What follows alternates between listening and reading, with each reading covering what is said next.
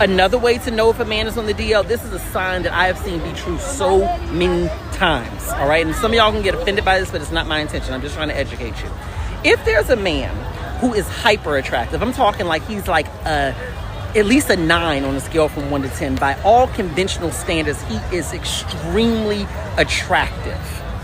And you see him pursuing a relationship with a woman who is far less than his attractiveness level. I'm not saying like she's a 7. I'm saying like she's a 4. You know what I mean? Like it just literally, this just does not add up. These two people would never be in a relationship together. Then there's a high probability that that man is using her as a cover.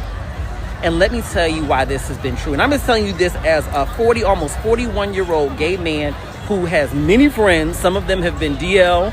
I've dated DL men. I don't do that no more. But I'm just telling you, I have heard the real conversations. And what they will tell you is that a lot of them choose certain types of women who will feel lucky to have them because those are the kind of women that can give them the covering to the rest of the world to be able to look like they're straight, right? Because a lot of times people say, oh, he's straight, he got a girlfriend, so that gives him the covering. But also, these are the kind of women that just won't leave. They are not going to leave him. He can do whatever he wants to do. He can ghost her for 2 or 3 days at a time. He can, have some traits that make other women say, why he walk like that? Why he talk like that? Why he always hanging out with those dudes? She's going to make excuses for him. She's going to be like, oh, he's metrosexual. No, he's just eccentric. No, he's just emotional. Not all men are hyper masculine. She will make every excuse up on earth to defend this man's sexual orientation, not because she's truly defending it, but because of the fact that she cannot handle the idea that this man doesn't truly want her and that he's using her. So in order to protect her ego, she will defend him to everyone. She will be his greatest evangelist.